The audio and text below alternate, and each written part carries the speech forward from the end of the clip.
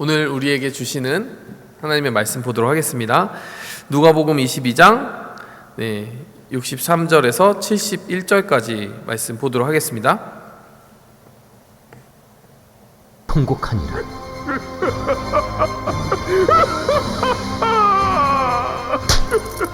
지키는 사람들이 예수를 희롱하고 때리며 그의 눈을 가리고 물어 이르되, 선지자 노릇하라. 너를 친 자가 누구냐? 이 외에도 많은 말로 욕하더라.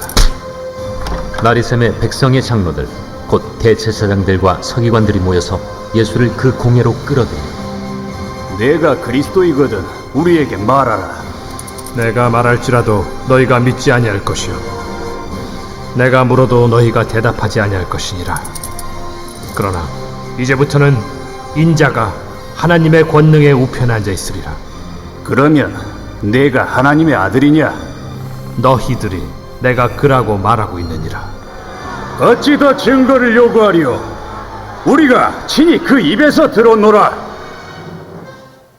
아멘. 잠시 기도하고 말씀 전하도록 하겠습니다.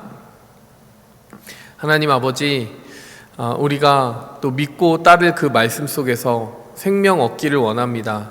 하나님, 우리의 마음이 둔하여지지 않고 우리의 눈이 가리워지지 않고, 하나님, 그 성경의 시대에 예수님을 알아보지 못하고 이렇게 핍박하였던 자들과 같이 하나님, 우리가 마음으로부터 닫은 마음으로 말씀 앞에 나가지 않고 주님의 말씀을 깨닫게 하여 주시고 또 진정으로 경청하고 들을 수 있는 그런 은혜를 허락하여 주시옵소서. 하나님, 전하는 자에게 하나님의 은혜와 지혜와 능력이 필요하고 또 우리 모두가 듣는 자이기에 그 말씀 앞에 결단하고 서기 위한 또 은혜가 필요합니다. 주님, 듣게 하시고 깨닫게 하시고 또 행하게 하여 주시옵소서. 예수 그리스도의 이름으로 기도하였습니다. 아멘. 네, 여러분, 이 누가복음 22장 63절 이후의 이야기들은 많은 대비가 일어나는 장면들이 가득 차 있습니다. 우리가 지난 시간에 이미 살펴보았어요. 베드로가 예수님을 부인하는 장면이 있었습니다. 베드로가 예수님을 부인할 때 한 여종이 와서 너도 그 예수와 같이 있지 않았느냐? 너도 갈릴리 사람 아니냐? 라고 하는 그 작은 말에 베드로가 저주하며 맹세하기까지 하면서 예수님을 부인했고요. 아주 극적이게도 누가복음 본문을 따르면 그 말을 하고 나서 예수님과 눈이 마주쳤어요. 그 부분은 여러분 패션 오브 크라이스트를 보면은 정말 그 장면이 생생하게 나타나거든요. 부인하자마자 예수님이 이제 나와서 예수님의 눈이 베드로의 눈과 딱 마주치는 순간 베드로가 그 말씀이 생각나서 이제 뛰쳐나가 심히 통곡한 장면이 나옵니다. 어떤 부분이 대비가 되는 장면이냐? 베드로와 예수님이 대비가 되는 거예요.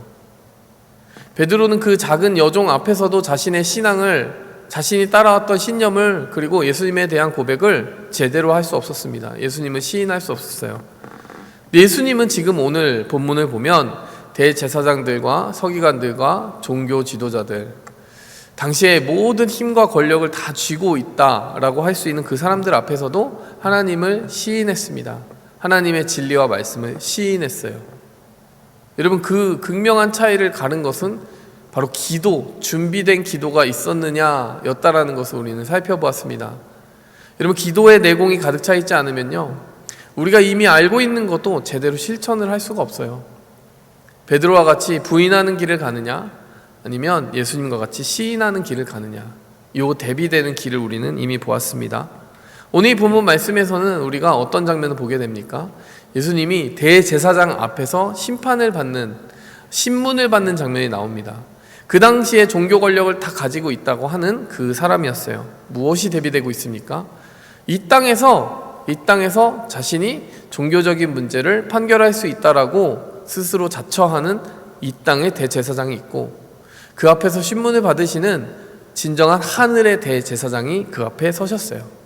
누가 진정한 대제사장이십니까? 예수님이시죠. 너무나도 아이러니하게 이 땅의 대제사장이 하늘의 참된 권위를 가지고 계신 그 대제사장을 이렇게 몰아붙이고 또 핍박하는 장면을 우리는 보게 됩니다. 그 대제사장이 걸어가는 길도 너무나 달랐어요. 이 땅의 대제사장은 이미 정치적인 논리, 자신의 이익에 대한 생각에 사로잡혀서 적법한 절차를 다 스킵하고 모든 것을 타협하고 또 하나님의 진리를 귀 기울이려 하지 않는 모습을 보여주고 있었고요. 예수님은 이익이 뭡니까? 자신의 생명을 잃을 만한 그 증언을 스스로 하심으로써 하나님 앞에 참된 길을 끝까지 고수하고 걸어가셨습니다. 여러분, 누가 심판자고 누가 심판을 받은 자입니까? 우리 눈에 보기에는 이 땅의 대제사장이 예수님을 심판해서 결국에 죽이는 데까지 성공한 것처럼 보입니다.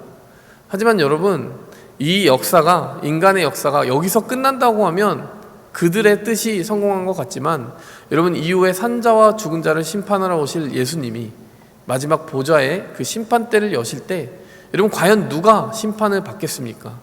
예수님을 심판했던 그 사람들이 심판을 받고 있을 거예요. 오늘 이 심판에서 일어난 장면 때문에 심판을 받을 것입니다.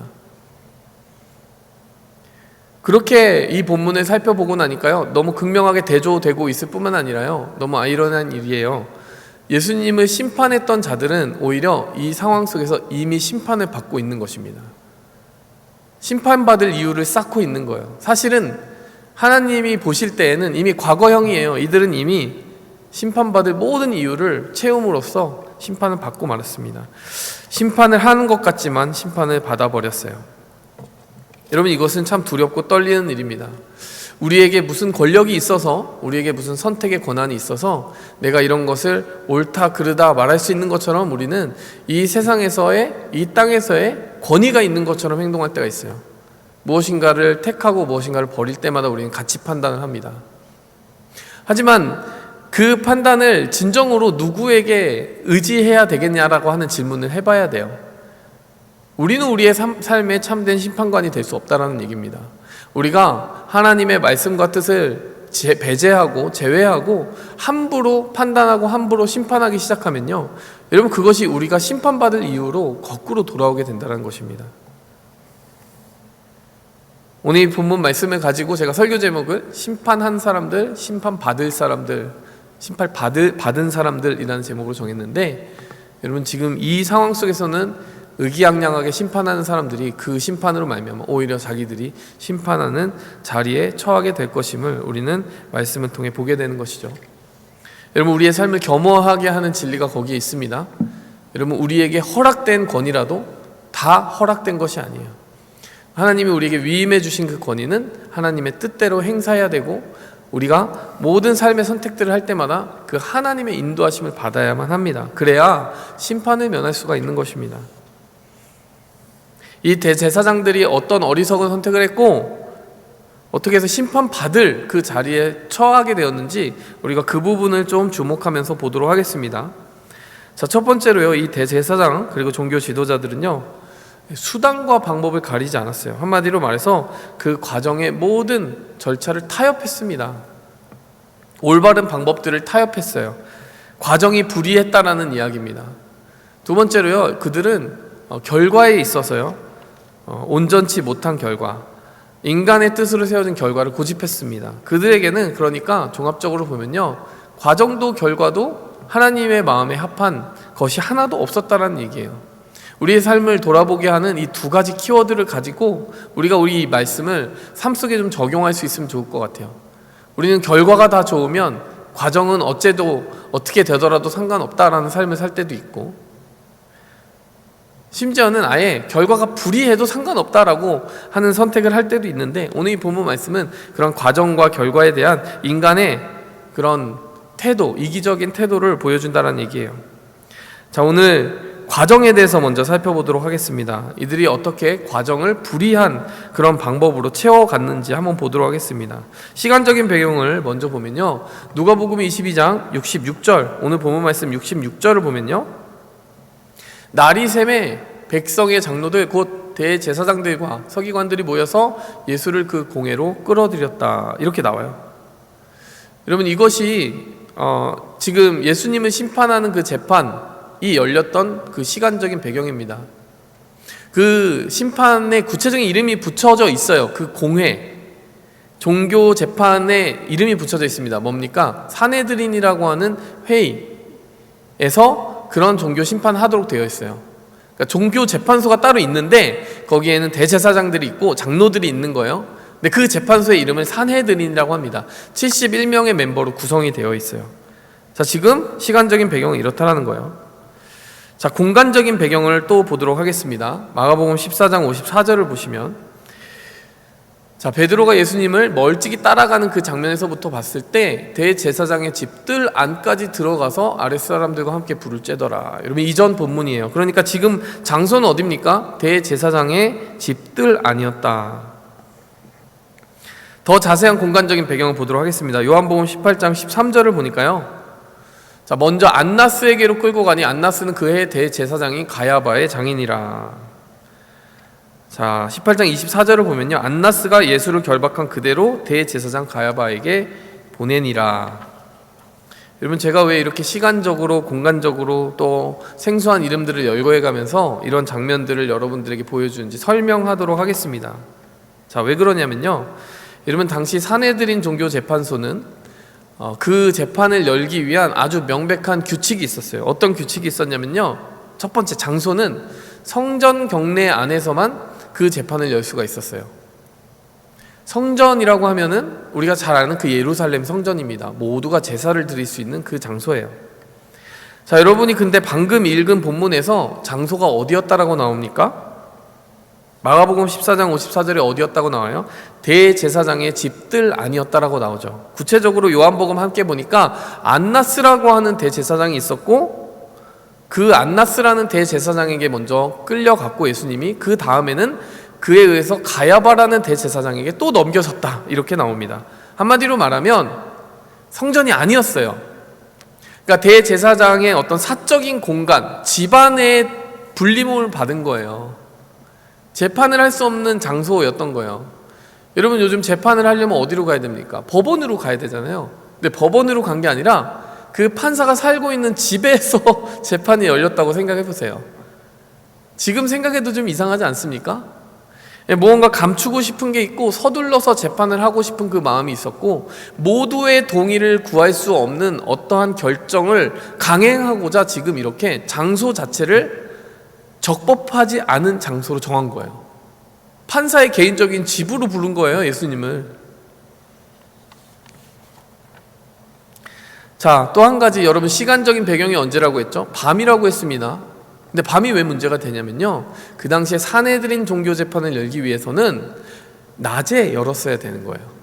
왜? 모든 백성들이 어느 정도 그 방청권을 가지는 건 아니지만 그 재판의 결과나 과정에 대해서 볼 수 있는, 그런 어떤 모두가 참여할 수 있는 어느 정도의 그 영향력을 행사할 수 있는, 동참할 수 있는 그 낮에 그 재판이 당연히 이루어져야 되는 것이죠. 여러분, 밤에 이루어지는 재판을 본 적이 있습니까? 네, 지금도 좀 이상하다는 생각이 들지 않아요?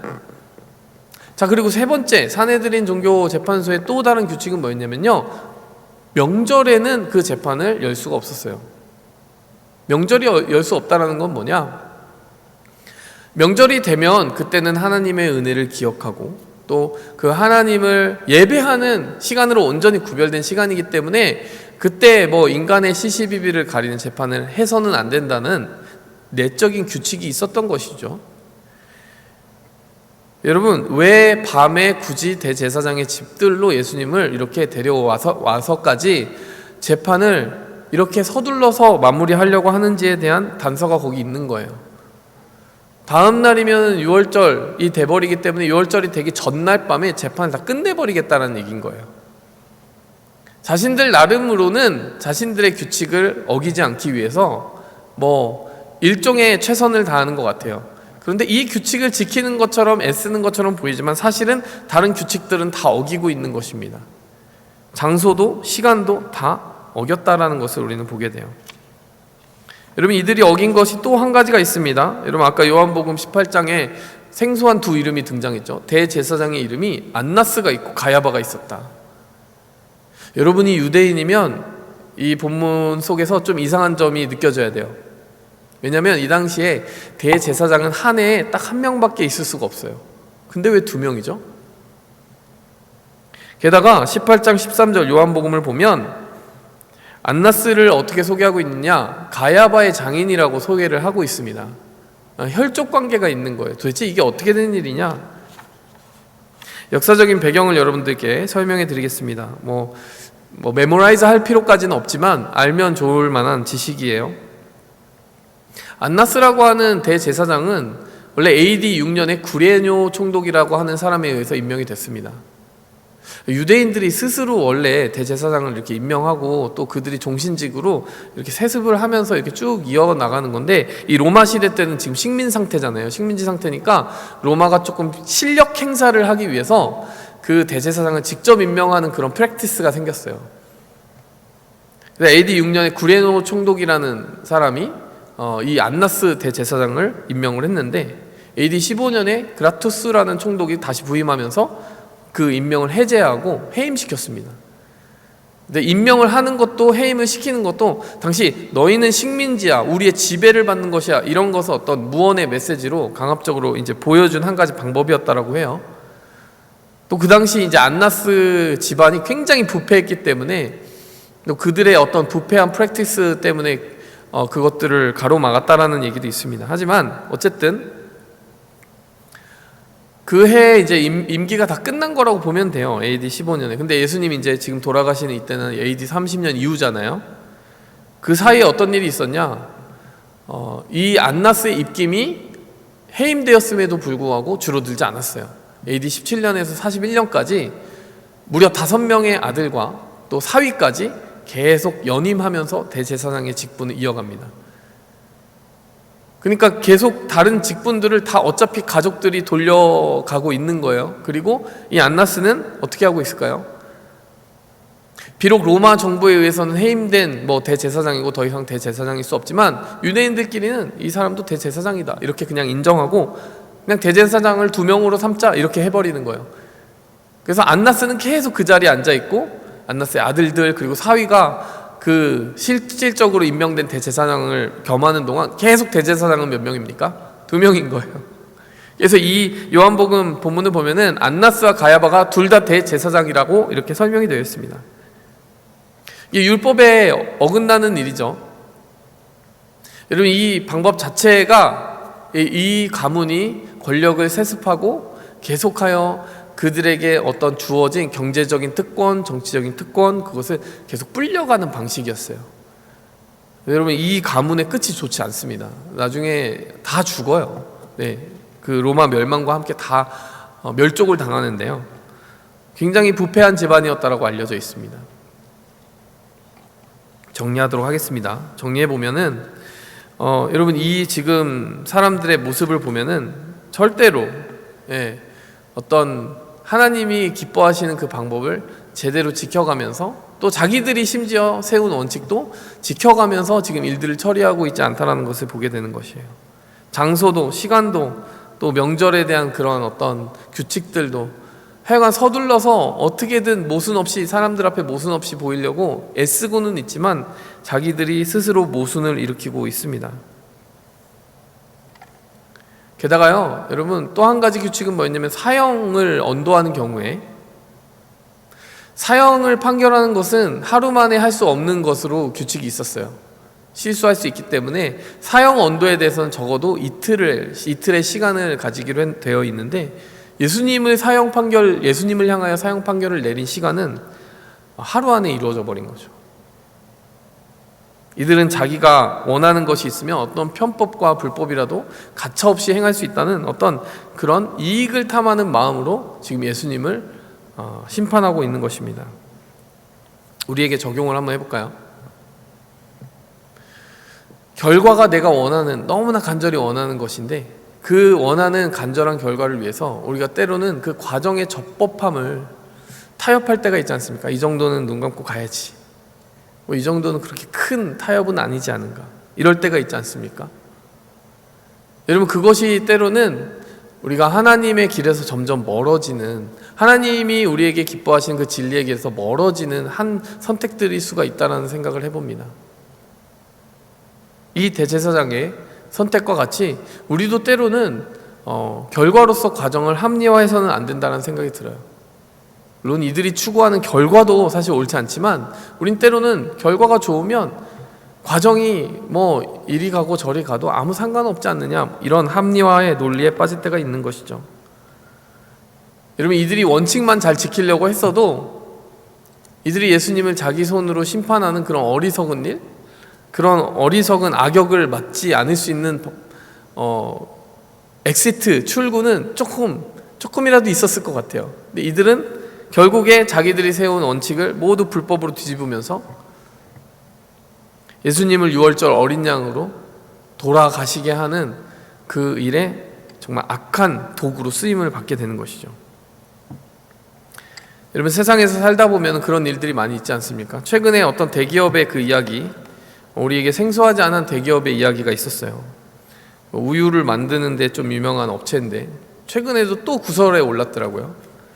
그 업체가 예전에 어떤 부분에서 구설에 올랐느냐, 본사가 있는데 우유를 이제 대리점 업주들에게 이렇게 공급하는 역할을 해야 될 거 아니에요, 본사들이. 그럼 대리점에서 파는 거잖아요.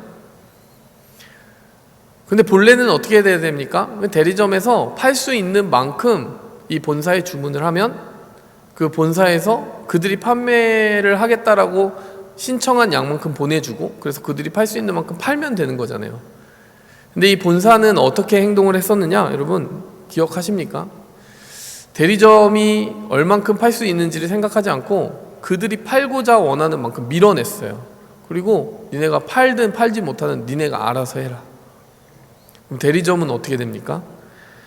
팔지 못한 분량에 대해서 손해를 다 떠안게 되는 거예요. 그래서 심지어는 우유를 다 그냥 막 하수구에 버리는 일들까지 있었다라고 하죠. 최근에는 어떤 유산균이 뭐 코로나를 억제하는 효과가 있다고 과장 광고를 했다가 지금 또 논란이 되었어요. 그게 옛날 일이었는데 대리점 밀어내기도 아직도 있다라고 하는 얘기까지 있고, 최근에는 이제 코로나 억제 효과가 있다는 그 과장 광고를 해서 또 문제가 됐고, 한 중소기업의 특허권을 침해해서 또 논란이 되었어요.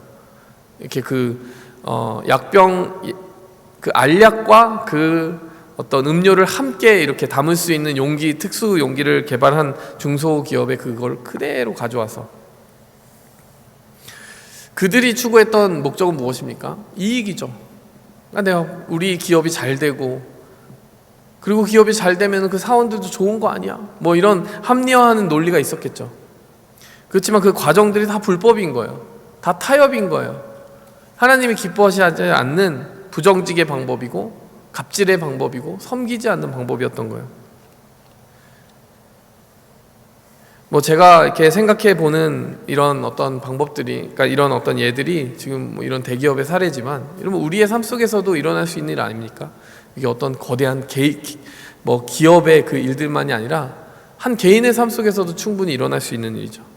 그냥 눈 감고 가자. 이번만큼 눈 감고 가자. 여러분, 우리의 삶 속에 나도 모르게 그 나의 결정으로 말미암아 하나님의 슬픔을 만들고 있지 않은가, 이런 생각을 해야 될 것 같아요. 또 적용해 볼 수 있는 것은 무엇입니까? 여러분, 그들은 그들의 때를 고집을 했어요. 6월절 넘기지 말고 바로 사용을 시켜야 된다. 여러분, 우리도 때로는 우리의 때를 고집할 때가 있어요. 하나님, 이때는 안 됩니다. 하나님, 이때는 일단 저를 위해서 살겠습니다. 나중에 시간이 되면 하나님을 섬길 수 있는 여유가 있지 않을까요? 저도 잘 돼야 그 다음 잘된 제가 하나님을 섬길 수 있지 않을까요? 때로는 우리가 하나님을 위해 기도하고 예배하고 하나님 앞에 머무를 수 있는 시간조차 다 타협하고 나의 때를 고집할 때가 있어요. 나의 때를 위해 하나님의 때를 타협할 때가 있습니다. 크게 보아서 오늘 이 대제사장의 이슈는 타협이에요. 원칙을 타협하고 때를 타협하고 있습니다. 시간을 타협하고 있어요. 우리의 삶 속에서도 종종 일어나는 거예요. 하나님을 섬기는 것은 지금 당장 이루어져야 되는 일인데 우리도 그 때를 타협할 때가 있고 그 방법과 정의를 타협할 때가 있습니다. 우리 삶 속에 또 경계로 받을 수 있는 말씀이라고 생각이 들어요. 두 번째로 여러분 결과를 불이하게 정하고 고집하는 것이 이들의 이슈였어요. 앞선 부분들은 과정에 대한 부분이었다면 이 대제사장들의 두 번째 이슈는 결과를 고집하는 것입니다. 하나님께 답을 듣지 않고 내 정해진 답으로 신앙생활을 하는 사람들이었다는 것이죠. 여러분, 이 오늘 본문 말씀에 평행 본문을 함께 보도록 할게요. 마가복음 14장을 보도록 하겠습니다. 마가복음 14장을 보니까 대제사장들과 온 공회가 예수를 죽이려고 그를 칠 증거를 찾되 얻지 못하니. 여러분, 산헤드린 공의회에서 해야 될 일이 한 가지 있었어요. 산헤드린 공의회에서는 증거를 수집하고 그 증거가 합하는지를 결과로 내보여 주었어야 되는 것입니다. 그래서 그들은 그 프로시저를 그대로 따라가요. 근데 55절에 그렇게 증거를 찾았는데 찾지 못했다라고 나옵니다. 56절에 보니까 예수를 쳐서 거짓 증언한 자가 많으나 그 증언이 서로 일치되지 않았다. 산헤드린 종교재판소, 당연히 재판을 하려면 증언이 맞아야 될 거 아니에요. 그들의 내교에 의하면 그 증언들을 잘 조사하고 그게 맞는지를 확인해야 되는데 증언들이 맞지 않는 거예요. 그래서 57절에 보니까 어떤 사람들은 심지어 이걸 억지로 맞추려고 거짓 증언들을 하기 시작했다라는 것이죠. 그리고 58절에 보니까 손으로 지은 이 성전을 내가 헐고 손으로 짓지 아니한 다른 성전을 사흘 동안에 지으리라 하더라. 예수님이 자기 육체를 가리켜 하신 말씀이었는데 이거를 이런 식으로 왜곡해서 여기에 이렇게 하나의 증언으로 첨부합니다. 너희가 나를 죽여도 사흘 만에 부활한다. 뭐 이것에 대한 예언이었잖아요. 그쵸? 근데 예수님이 이 성전을 헐겠다.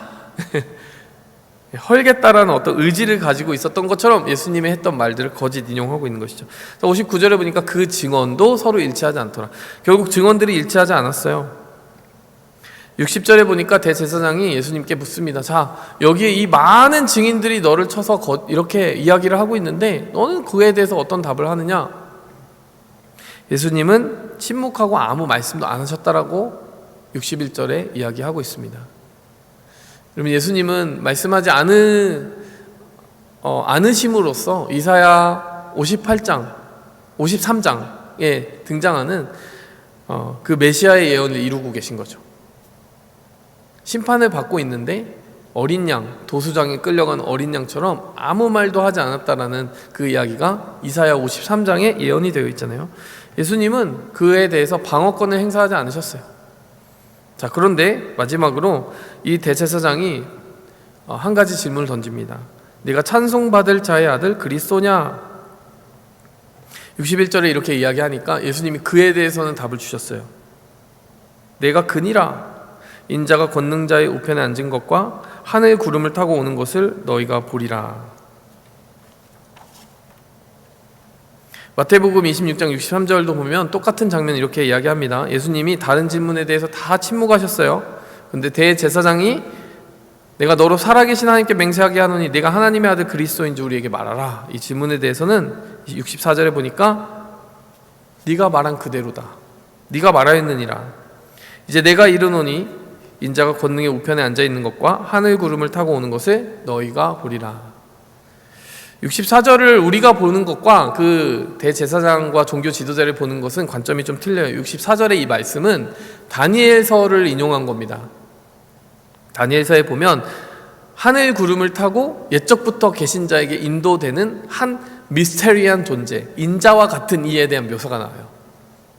다니엘이 예언한 그 한 인물이 결국 누구입니까? 메시아죠. 근데 여러분, 지금 예수님이 뭐라고 얘기하셨냐면 권능의 우편에 그 앉아있는 존재가 바로 나다, 이렇게 이야기하신 거예요. 자, 대제사장이 트집을 잡은 건 이겁니다. 다니엘에 예언되어 있는 그 존재가 자기라고 말한 것뿐만이 아니라 그 존재가 하나님 우편에 앉은 어떤 신성을 가진 존재임을 다니엘이 이제 예언을 했는데 예수님이 그렇게 말씀하신 거예요. 그게 사실이고 그게 진리이기 때문에. 그러니까 대제사장이 보기엔 이건 신성모독이라는 거죠. 사람인 주제에 그 사람이 하나님의 아들이고 신성을 가지고 있는 그 하나님의 우편에 앉아있는 존재다라고 자기를 이렇게 이야기하고 선포했다는 것 자체가 신성모독이었다는 거예요. 그래서 마태복음 26장 67절과 68절을 보면 그때부터 이제 결과는 어떻게 드러납니까? 예수님을 향하여 침을 뱉고 모욕을 하는 일들이 뒤어서 일어납니다. 이 부분을 한번 여러분 묵상하시면서 어떤 생각이 드세요? 예수님에게 한 질문은 어떤 형식의 질문이었습니까? 우리는 많은 질문들을 하고 살아가요. 근데 그 질문 중에는 때로는 답을 원해서 묻는 질문도 있고 내 답이 이미 정해져 있음에도 불구하고 상대방과 나의 차이를 드러내기 위해 질문하는 경우도 있습니다. 예수님에게 한 이 질문은 어느 쪽에 속한 것이겠습니까? 당연히 후자겠죠. 예수님이 진짜 그리스도인지 궁금해서 질문했다면 그것은 구도자의 질문이에요. 예수님은 누구일까? 예수님은 어떤 분일까? 예수님은 나에게 어떠한 삶을 원하실까? 진짜 궁금해서 물어보면 그건 구도자의 질문인 것입니다. 그 질문을 하고 예수님이 답을 해주신다면 똑같은 답이라도 정말 진지하게 반응할 수 있었을 거예요. 그리고 그 답이 우리에게 유익이 됐을 것입니다. 그 사람들에게 유익이 됐을 거예요. 근데 이 사람들은 네가 그리스도냐? 우리에게 말해라! 라고 했는데 그 답에 대해서 열려있지 않았어요. 이미 그들이 세운 답은 무엇입니까? 그리스도라고 말하면 죽여야지. 왜냐? 이 사람은 그리스도도 아니니까. 하나님의 아들도 될 수 없으니까 그냥 죽여야지. 답이 정해져 있는데 왜 질문을 하는지 모르겠어요. 답이 정해져 있기 때문에 그 답과 다른 답을 가지고 있는 예수님의 그 모습을 드러내서 결국 죽이려는 명분만 찾으려고 질문을 한 것이죠. 여러분, 답이 이미 정해져 있는 삶에는 소망이 없습니다. 여러분, 내 답이 너무나 강하고 내 삶에 대한 내 판단이 너무나 강하면 여러분 이미 하나님이 하실 일, 하나님이 끼어들어서 역사하실 수 있는 공간을 내가 다 지워버린 거예요. 하나님, 내 삶의 현실이 이런데 하나님 도대체 뭘 하실 수 있어요? 이건 질문이 아닌 겁니다. 근데 여러분 뉘앙스를 좀 바꿔볼까요? 하나님, 제 삶의 현실이 이렇지만 하나님은 무엇을 하실 수 있으세요? 여러분 똑같은 질문인데 어떻게 들리세요? 내 삶의 현실이 내가 보기엔 이렇게 힘들지만 하나님은 뭔가 다른 것을 하실 수 있을 것 같은데 그게 무엇인지 진짜 듣고 싶습니다. 이런 뉘앙스 아니에요? 여러분 방금 문장에 차이가 있었습니까? 없어요. 하나님, 제 삶이 이런데 하나님 뭘 할 수 있어요? 하나님, 제 삶이 이러는데 하나님은 무엇을 하실 수 있습니까? 문장은 똑같아요. 근데 그 문장을 끌고 가는 나의 에너지와 방향이 틀려요. 한쪽은 답이 정해져 있고요, 한쪽은 답이 정해져 있지 않아요. 여러분, 똑같은 질문도 어떠한 의도로 하느냐에 따라서 결과물이 다릅니다. 여러분, 우리의 질문들이요 사실 이 사이를 왔다 갔다 할 때가 있어요. 진짜 궁금해서 묻는 거랑 진짜 답이 없어 보여서 하나님께 항의하고 싶어서 묻는 경우도 있어요. 우리가 어떤 100% 한쪽만에 속하져 있지 않고 우리의 삶이 고민스러울 때는 항의도 하고 싶고 진짜 궁금하기도 하고 해서 이 둘을 잘 섞어가지고 2대 8, 3대 6, 3대 7 이렇게 잘 섞어가지고 주님 앞에 헷갈리게 질문하고 있는 것도 종종 발견하는 것 같습니다. 여러분, 우리에게 어떻게 적용을 해야 될까요? 한쪽을 시원하게 정하자고요. 여러분, 우리는 답을 가지고 계신 주님께 구도자의 질문으로 나아갔으면 좋겠습니다. 닫힌 질문 말고, 답이 정해져 있는 질문 말고, 내가 다 판단 내려놓고 그냥 하나님께 항의하는 차원에서 하는 질문 말고, 주님이 정말 가지고 계신 답이 내 생각과 전혀 틀릴 수 있고 훨씬 더 상상할 수 없음을 열린 상태에서 열린 마음으로 질문하는 그 열린 질문으로 나아갔으면 좋겠습니다. 그것은 결국 내가 죽어야만 가능한 것 같아요. 내 답이 확고하게 맞다라는 그 고집이 죽지 않으면 안 돼요. 그것이 십자가로 처리되지 않으면 여러분 우리가 정말 하나님 앞에 그 열린 마음으로 나아갈 수가 없게 되는 것입니다. 여러분, 필립 얀시라고 하는 기독교 작가를 아십니까? 놀라운 하나님의 은혜라는 책도 쓰고, 예전에는 상당히 그 작가의 책들이 많이 읽혀졌었어요. 제 대학생 때는 필독서, 이렇게 그 선교단체에서 필독서이기도 했고. 근데 그분이 자기가 회심한 간증을 한 적이 있는데 제가 한번 나눈 적이 있습니다. 여러분 기억하시는지 모르겠는데, 필립 얀시는 원래는 굉장히 지독한 무신론자였어요. 자기 답이 뚜렷했습니다. 이 비과학적이고 이 비이성적인 이 신앙생활이라고 하는, 이 기독교라고 하는 넌센스를 내가 깨부셔 주겠다. 필립 얀시는 마음속에 어떤 그런 야심이 있었어요. 그래서 자기가 이제 다니고 있는 그 학교에 기독교 단체에 들어갔습니다. 가서 모든 걸 꾸며냈어요. 막 눈물을 흘리면서 기도하는 척하고, 막 찬양하는 척하고, 은혜 받는 척하고, 모든 걸 꾸며낸 거예요. 근데 그 필립 얀시의 모습을 보고 다들 속아 넘어가는 거죠. 그걸 보면서 필립 얀시는 굉장히 만족감을 얻은 거죠. 거 봐라, 진짜와 가짜도 구별하지 못하는 너희가 무슨 진리야.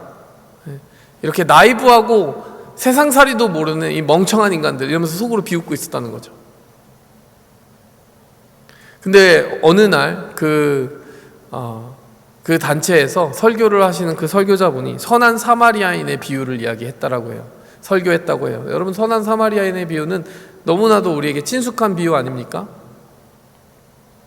한 강도 맞은 자가 누워 있는데 레위인도 제사장도 그냥 지나가고, 그 사람을 돌보기 위해서 한 선한 사마리아인이 와서 그의 상처에 포도주를 붓고 기름을 발라 치유하고 또 그 모든 나머지의 경비를 들여서 그를 보살폈다. 그리고 심지어는 맡긴 그 여관에 더 경비가 되면 내가 나중에 와서 지불할 테니까 돌봐달라고 이야기했다. 이 비유죠. 그 선한 사마리아인은 결국 유대인들이 거들떠보지도 않았던 멸시받던 그 사마리아인이 오히려 하나님의 뜻을 행했을 때 그 자리를 지나쳐버린 제사장과 레위인보다 훨씬 더 하나님 앞에 의롭다 여김을 받고 또 하나님이 인정하신 사람이 될 것이란 그 내용의 비유죠. 근데 큰 뜻으로 보면 이 선한 사마리아인은 결국 예수님인 거죠. 우리에게 거절받고 그 유대인들에게 거절받고 인정받지 못했던 예수님이었지만 사실은 우리를 섬기기 위해 오신 예수님. 그 말씀을 이렇게 설교를 듣는데 갑자기 이 필립 얀시가요, 어떤 사로잡히는 환상을 본 거예요. 전혀 믿지 않고 조롱하는 마음으로 그 자리에 앉아 있었던 그 필립 얀시가 어떤 장면을 인상을 강하게 받았냐면, 자기가 그 강도 맞아 누워있는 길가에 누워있는 사람인 거예요. 갑자기 그런 영적 인상이 갑자기 찾아온 겁니다. 그 눈을 감고 듣는데 자기가 그 모습으로 있고 갑자기 점점점 자기에게 이렇게 몸을 숙이며 다가오는 선한 사마리아인의 모습이 보이는 거예요. 예수님의 모습이 보이는 거예요. 근데 그 영적 인상이 어떻게 끝나는지 아십니까? 그 선한 사마리아인이 다가올 때 그 강도 맞아 누워있는 필립 얀시가 입을 열어서요, 침을 뱉는 거예요. 얼굴에 침을 뱉는 모습으로 환상이 끝나는 거예요. 소스라치게 놀란 거예요. 내가 지금까지 하고 있었던 게 무엇이었느냐. 나를 구원하기 위해서 오신 예수 그리스도가 나에게 몸을 기울이고 또 조건 없는 사랑으로 나에게 손 내밀고 있을 때 내가 그의 얼굴에 침을 뱉고 모욕하는 일을 하였구나. 예수님의 존재에 대해서 완전히 지우고 살았고 당연히 말도 안 된다라고 믿고 살았던 이 철저한 무신론자였던 필립 얀시가요, 그때 성령의 깨우침을 받고 빛빛 주심을 받았는데 놀랍게도 자기가 그 죄인이고 위선자고 자기에게 손 내밀어 주신 예수님에게 침 뱉는 자였다는 것을 깨닫게 된 거예요. 자기의 답이 정해져 있었기 때문에, 자기의 그 우월감과 교만으로 말미암아 내게 손 내밀어 주시고 구원하고자 다가오신 예수 그리스도를 못 보았구나. 그럼 펑펑 울고요, 정말 위대한 기독교계의 그 작가로 거듭나게 됩니다. 여러분, 우리의 삶 속에서도 좀 찾아봤으면 좋겠어요. 우리도 하나님에 대해서 정해놓은 답들이 있을 때가 있어요. 하나님, 이 부분은 좀 제가 받아들이기 힘들어요. 뭐 힘들다고 말하는 건 그럴 수 있죠. 근데 하나님, 이 부분은 받아들이지 않겠습니다. 우리에게 복을 주고 번영을 주는 그런 하나님의 이미지는 다 수집해서 이게 하나님이지, 그렇게 이야기하는데 우리에게 제자도를 말하고 고난받을 수 있음을 말하고 또 기도하라고 말하고 순종하라고 말하고 동행하자고 말하는 그 손 내미시는 예수님은 편식할 때가 있어요. 그건 내가 받아들일 수 없어.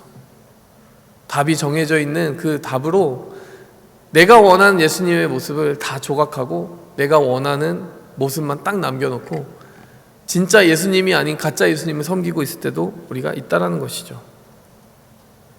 이게 우리에게 적용이 될 것 같습니다. 이 사람들이 닫힌 질문만을 던지고 있어요. 열린 질문이 아니에요. 배우고자 함이 아닙니다.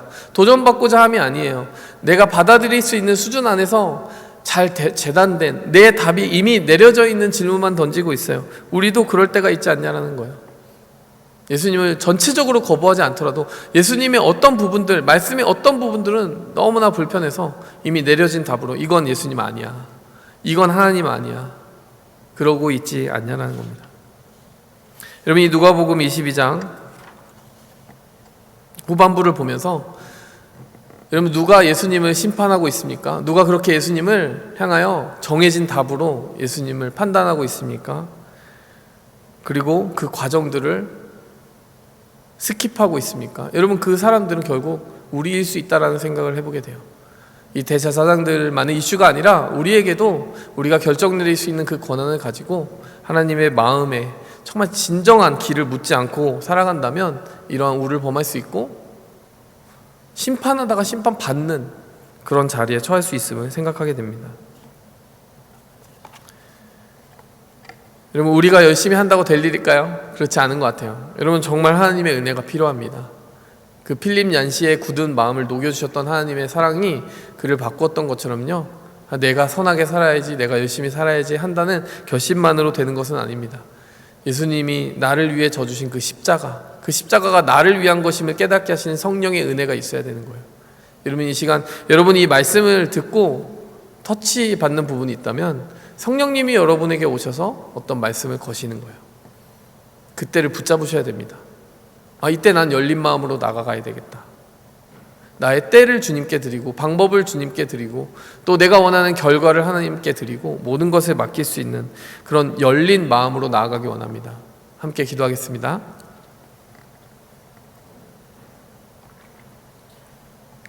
하나님, 오늘 예수님께서 우리에게 다가오셔서 담담하게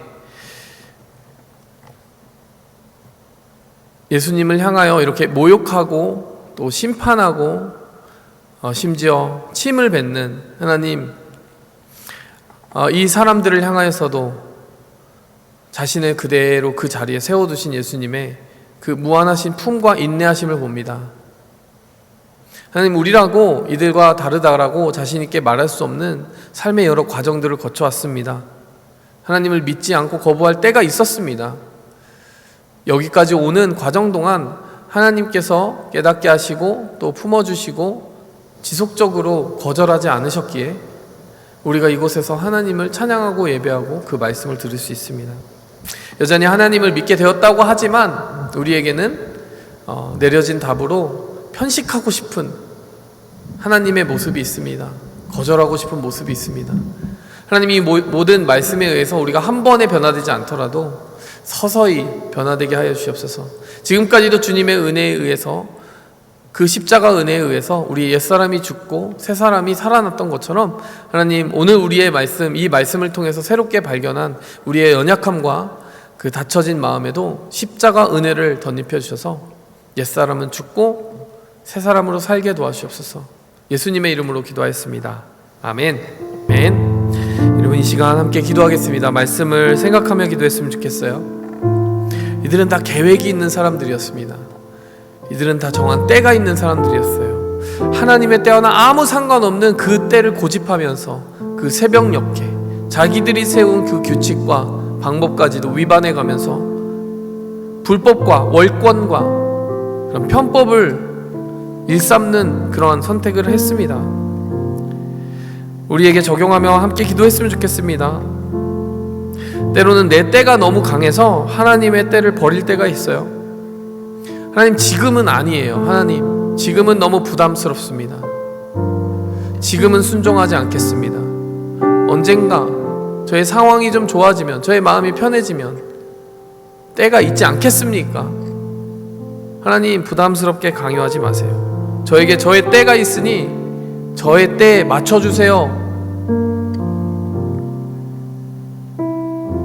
여러분, 기도할 때가 있고 말씀으로 나아갈 때가 있고 순종할 때가 있고 그 말씀이 이끌 때 그 말씀의 이끌림을 받을 때가 있습니다.